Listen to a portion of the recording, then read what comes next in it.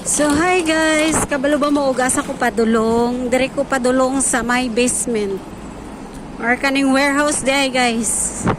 Sa storage box. Sa kuan nga magpa-storage, mahadlok ko dire mo sulod sa hay kay dagko kayo ang truck. Nya magdiskarga sila ba guys.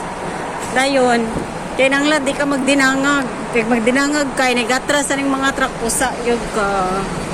Dayon, makita ninyo dito sa taas guys ang ilang warehouse sa asa mega padala o bagahe guys. So diri guys, hadlo kay ni siya diri magamping yun mo. Kadagko kay truck diri guys, kay puro ni siya diri mga stocks ni siya diri ang ginabutang nila warehouse nga, di ba? So mato ta sa taas guys sa 11. So kaning ilang elevator guys, murag usa siya ka balayan. O gamay.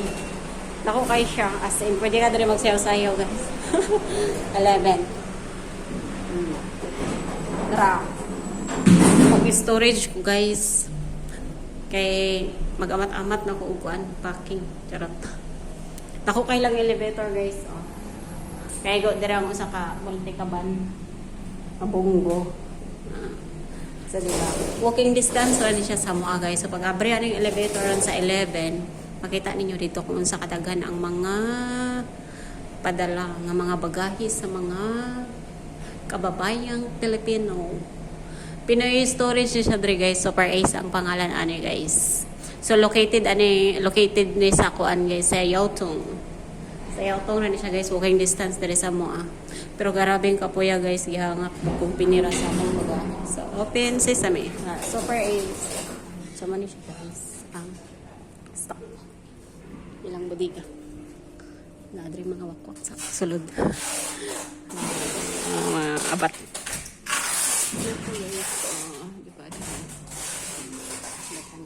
Guys. So, hanggang